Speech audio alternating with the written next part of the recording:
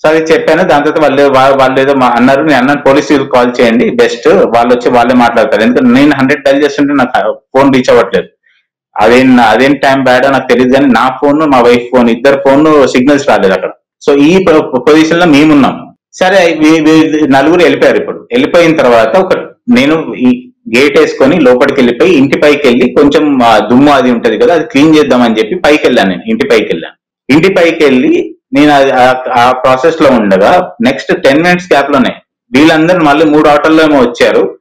నా గేట్ ని ఇరగొట్టడానికి గట్టిగా లాగడము, బాగా బయటికి రా, నువ్వు ఎవడు మగడు కొట్టేది మమ్మల్ని అది ఇదని చెప్పి రెచ్చగొట్టడం మాట్లాడడం స్టార్ట్ చేశారు. అక్కడ ఎప్పుడైతే నా ప్రాపర్టీ డ్యామేజ్ చేయడానికి ట్రై చేశారో అప్పుడు నేను మళ్ళీ స్టిక్ పట్టుకొని వచ్చాను బయటకి. స్టిక్ పట్టుకొచ్చినప్పుడు కూడా చూడండి, నేను గేట్ తీసినప్పుడు ఎవరన్నా కింద పడిపోయారా అండి?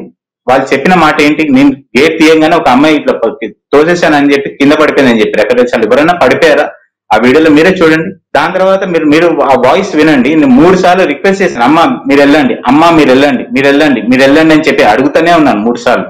ఎంతకీ జరగలేదు. దాని తర్వాత వాళ్ళ సిగ్నేచర్ స్టైల్లో చేలు కొట్టడము, దాని తర్వాత కొట్టించుకోవడానికి వచ్చినాము అది ఇది అని చెప్పి మాట్లాడడము. అప్పుడు నేను స్టిక్ తోని బిలో ద నీ ఒక దెబ్బ వేసాను ఆమె. దాని తర్వాత ఇక్కడ తిరిగిన తర్వాత ఇక్కడ నేను ఎవరైతే ఇక్కడ వేరే గుంపు ఉందో అక్కడికి ఇట్లా ఉరుకుంటేసరికి అందరూ ఊరికారు.